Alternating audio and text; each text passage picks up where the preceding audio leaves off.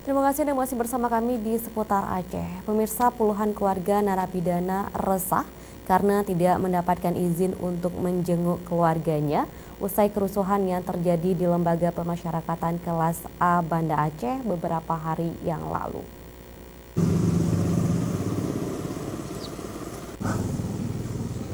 Puluhan personel polisi bersenjata lengkap dari Polresta Banda Aceh hingga hari ini masih melakukan pengawalan ketat di Lembaga Pemasyarakatan Kelas 2 Alam Baru Aceh Besar pasca terjadinya kerusuhan di lapas tersebut. Selain pengawalan ketat, hari ini pihak keluarganya juga belum diizinkan untuk menjenguk keluarga mereka yang berada di dalam lapas. Menurut salah satu pengunjung dari Aceh Tamiang, Abdul Mustafa, hingga saat ini ia belum mendapatkan informasi dari pihak lapas tentang kondisi keluarganya yang sedang menjalani masa hukuman di penjara tersebut. Karena tidak mendapat akses masuk, kini puluhan anggota keluarga narapidana itu terpaksa berkumpul di luar gedung.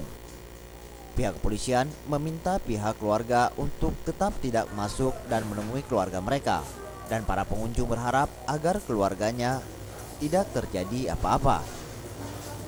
Sama sekali belum tahu informasi. Terus abang sampai kemari?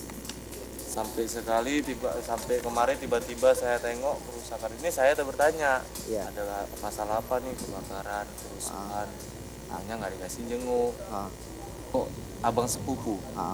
Hingga saat ini abang sudah tahu nggak kondisi abang sepupu abang di dalam lapas? Sama Seperti sekali apa? belum tahu kondisinya. Apakah dia baik-baik aja, ada yang sakit, kita pun belum tahu info sama sekali. Menurut pantauan Aceh TV, di sekitar lapas terlihat puluhan anggota polisi bersenjata lengkap dan petugas lapas masih melakukan pengawalan ketat di sekitar lapas Lambaru Aceh Besar. Tim Liputan Aceh TV.